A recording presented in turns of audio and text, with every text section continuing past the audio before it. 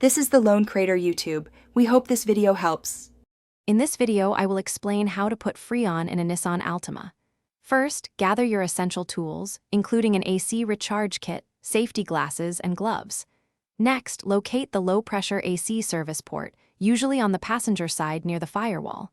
It has a small L cap. Finally, start your engine, turn on the air conditioning to its coldest setting, and set the fan to high. This prepares the system for refrigerant addition. Now, let's connect the recharge kit. Take the quick connect fitting on the end of the refrigerant hose and firmly attach it to the low-pressure service port. You should hear a click, indicating a secure connection.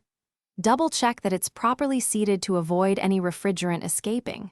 Once connected, observe the pressure gauge on the kit. It will show the current system pressure before adding refrigerant. With the kit connected, it's time to add the refrigerant. Hold the can upright and slowly squeeze the trigger, allowing the refrigerant to flow into the system. Gently rotate the can every few seconds to help the refrigerant dispense evenly. Continuously monitor the pressure gauge on your kit. You want to reach the recommended fill level, typically indicated by a green zone on the gauge, without overfilling. Once the pressure gauge indicates the correct fill, quickly disconnect the hose from the low-pressure port and replace the protective cap. Next, turn off your engine and test your AC system to confirm improved cooling performance. You should feel a noticeable difference in air temperature.